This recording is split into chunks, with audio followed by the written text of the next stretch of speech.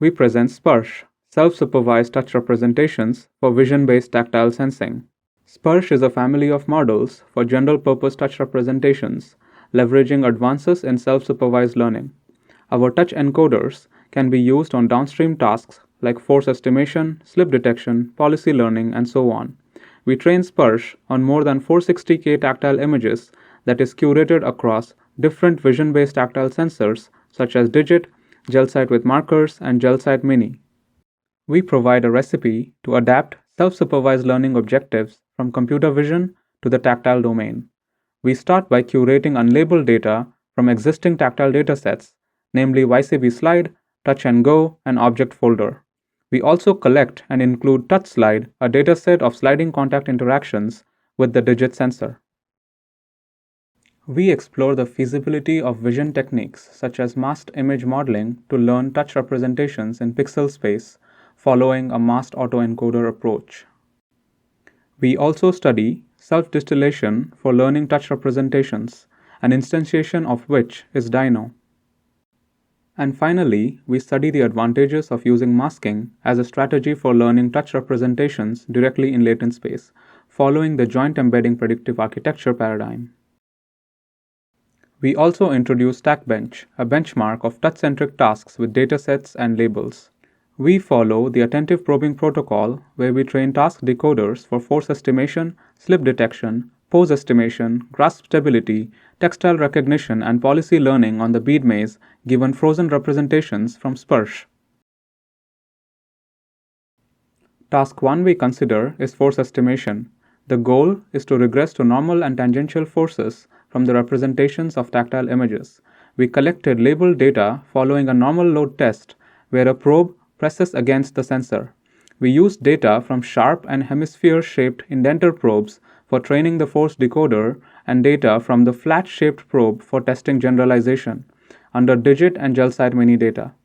Sparsh Dino and IJEPA estimate forces with lower root mean squared error when using only 33% of labeled data in contrast to an end-to-end approach. Furthermore, Sparsh representations can be used to render normal and shear force fields to understand sensor and object interactions. For instance, by decoding Sparsh Dino representations into force fields, it is possible to qualitatively depict the sliding motion of the contact patch and to observe the torsional slip that occurs when the digit sensor glides across a tomato can surface.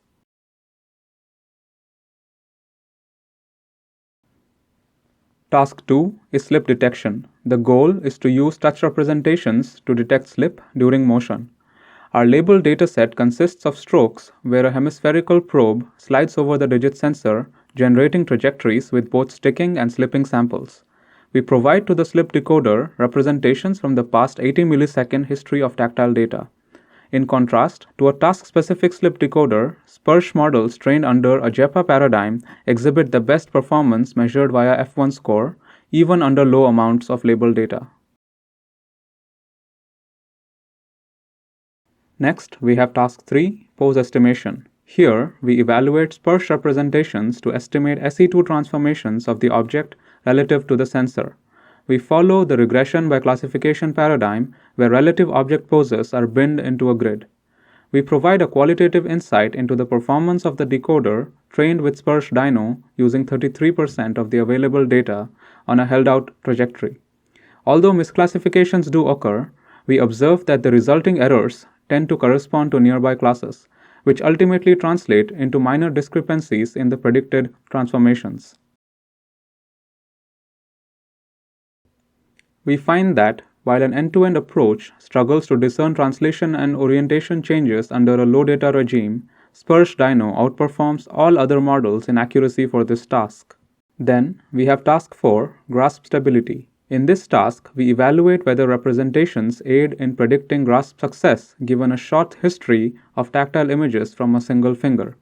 Specifically, we use the Feeling of Success dataset.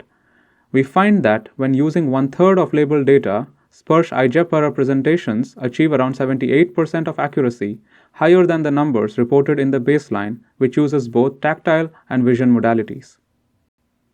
Subsequently, Task 5 is textile recognition. Vision-based tactile sensors are broadly used for material property recognition. In this task, we evaluate the semantic understanding of the representations to discriminate among 20 textile classes. Sparsh, with only 33% of label data, is able to outperform an end-to-end approach. Finally, we have task 6, bead maze. Here, we evaluate how the pre-trained touch representations can enable planning for manipulation. We adapt the bead maze task to robot policy learning, where the goal is to guide a bead from one end to another, following the path of the wire. We use diffusion policy to train policies from a set of 30 demonstrations on different maze patterns, where the action space is delta joint angles for the robot arm. On test demonstrations with an unseen maze, Sparsh Dino and IJEPA achieve the lowest pose error when compared to learning the policy end-to-end. In summary, Sparsh excels in all tasks, achieving a 95.1% improvement compared to an end-to-end approach. As for limitations, open-source tactile datasets we considered in this study predominantly feature discrete contact interactions. Furthermore, ablations over tactile history input could provide additional insights about the quality of the pre-trained representations.